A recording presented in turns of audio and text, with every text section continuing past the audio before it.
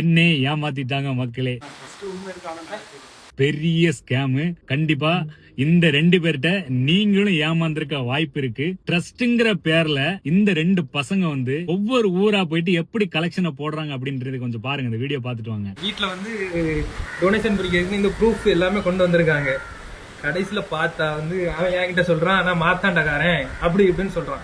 கடைசியில் நான் சொல்றேன் நீ மார்த்தாண்டக்காரன் கிடையாது, மார்த்தாண்ட மாதிரி எனிமேல். அவன் கர்நாடகாக்காரன், மைசூருக்காரன். மைசூர் தான். மைசூர். அப்ப எதுக்கு நீ மாத்தாண்ட சொன்ன? கடைசியில் கேட்ட பிறகு இப்படி ஒரு ட்ரஸ்ட் இருக்கு, அப்படி ஒரு ட்ரஸ்ட் இருக்கு, அப்படி ஒரு ட்ரஸ்ட்டும் கிடையாது, ஒன்றும் கிடையாது. எல்லாம் விசாரிச்ச பிறகு கடைசியில் வந்திருக்கிறது வயிற்றுக்குள்ள. எங்க அம்மா கூட ஏமாந்து 500 ரூபா கொடுத்துருக்காங்க. ஸோ மக்களே பி அவேர் ஆஃப் திஸ். இனிமேல் யாரும் இப்படி கொடுத்து ஏமாற வேண்டாம். ஒத்துக்கிறியா? தப்பு தான். இனிமேல் பண்ண மாட்டேன்னு ஒத்துக்கிறியா? எல்லாம் இங்கே ஃபேக்காக வச்சு நீ இந்த தப்பு பண்ணக்கூடாது, சரியா? போலீஸ்க்கு பிடிச்சி கொடுத்துட்றேன். நீ வயிற்று பழப்புக்கு வந்தேன்னு சொன்னனால மட்டும்தான் நான் இந்த விட விடுறேன், சரியா? இதெல்லாம் ஃபேக்கு தானே? ஃபேக்கு தானா? நான் ஃபஸ்ட்டு உண்மை இருக்கானுங்க. நீ ஃபேக்கு தானே? ட்ரஸ்ட் இருக்கு, நீ ஃபேக்கு தானே? இனிமேல் இப்படி பண்ணக்கூடாது, சரியா?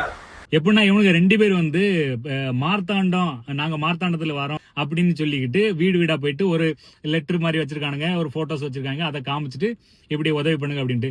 நம்ம மக்கள் என்ன பண்ணுவாங்க, இப்போ உதவின்னு கேட்டா அட்லீஸ்ட் நம்மளால முடிஞ்ச ஒரு 50 100 கொடுத்து உதவோம்ல.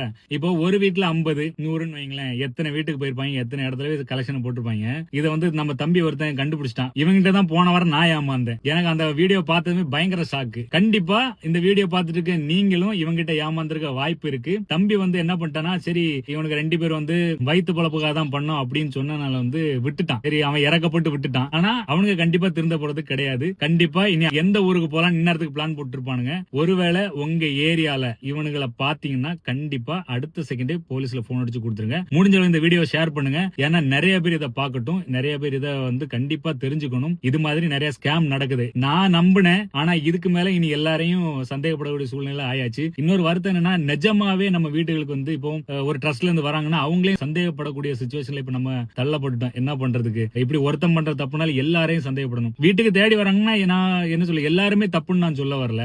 உங்களுக்கு அவங்களை வெரிஃபை பண்ணி கொடுக்க விருப்பம் இருந்தா கொடுங்க. இல்லன்னா நீங்க யாருக்கா உதவணும்னு நினைச்சீங்கன்னா டைரக்டா போங்க. நிறைய ட்ரஸ்ட் இருக்கு, நம்ம ஊர்ல நிறைய ட்ரஸ்ட் இருக்கு. நிறைய பேர் வந்து இப்படி கரெக்டா பண்ணிட்டு இருக்காங்க. அவங்கள தேடி போய் கொடுங்க. இல்ல உங்களால முடிஞ்ச ஒரு 5 பேருக்கு 10 பேருக்கு சாப்பாடு வாங்கி கொடுக்குற அப்படி பண்ணுங்க. எத்தனை பேர் வந்து ஒருவேளை சாப்பாடு இல்லாம கூட கஷ்டப்பட்டு இருக்காங்க. இந்த ட்ரஸ்ட்ங்கிற பேர்ல இவனுங்க ஏமாத்திட்டு இருக்காங்க தெரியுமா? அதுதான் என்னால சகிச்சுக்க முடியல. ரொம்ப கஷ்டமா இருக்கு. கண்டிப்பா இவங்க திருந்த மாட்டானுங்க மக்களே.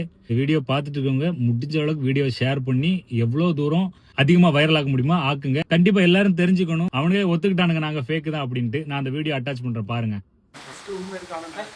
நீ ஃபேக்கு தானே?